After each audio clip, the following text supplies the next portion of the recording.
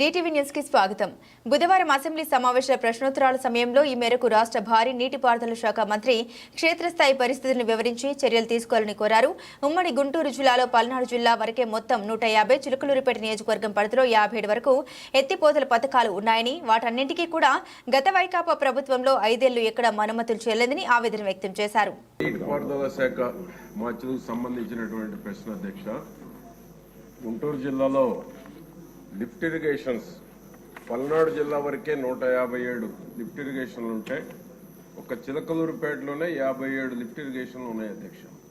అన్నీ కూడా గత ప్రభుత్వంలో 5 ఏళ్లు ఎక్కడ కూడా లిఫ్ట్ ఇరిగేషన్ మరమ్మతులు కానీ, ఎక్కడ కూడా ఒక ట్రాన్స్ఫార్మర్ పోయినా, అదేవిధంగా మోటార్ దెబ్బతిన్నా ఎక్కడ రిపేర్లు కూడా చేయలేదు అధ్యక్ష. అన్నీ కూడా పూర్తిగా నిరుపయోగమైనటువంటి పరిస్థితుల్లో ఉన్నాయి.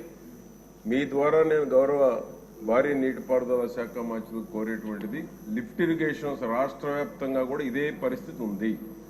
కాబట్టి లిఫ్ట్ ఇరిగేషన్ ఎక్కడైతే ఉన్నాయో టైలాండ్స్, చిలకలూరుపేట నియోజకవర్గం చివరి భూములు అధ్యక్ష, నాగార్జున సాగర్ పరిధిలో ఉన్న చివరి భూములు డ్రైనేజీ మీద ఆధారపడినటువంటి భూములు. కాబట్టి లిఫ్ట్ ఇరిగేషన్స్ నిధులు కేటాయించి, ఏదైతే లిఫ్ట్ ఇరిగేషన్ తెలుగుదేశం ప్రభుత్వంలోనే లిఫ్ట్ ఇరిగేషన్లు అన్ని స్థాయిల్లో కూడా పూర్తిగా రిపేర్లకు కానీ పూర్తిగా వినియోగంలోకి వచ్చేటువంటి విధంగా నిధులు కేటాయించడం జరిగింది అధ్యక్ష. కాబట్టి గౌరవ మంత్రివర్యులు గారు కూడా వచ్చారు కాబట్టి లిఫ్ట్ ఇరిగేషన్లకి నిధులు కేటాయించి అన్ని కూడా చివరి భూములకు నీరు అందేటువంటి విధంగా, రైతాంగానికి ఉపయోగపడేటువంటి విధంగా తీసుకురావాల్సిందిగా కోరుతా ఉన్నాను అధ్యక్ష.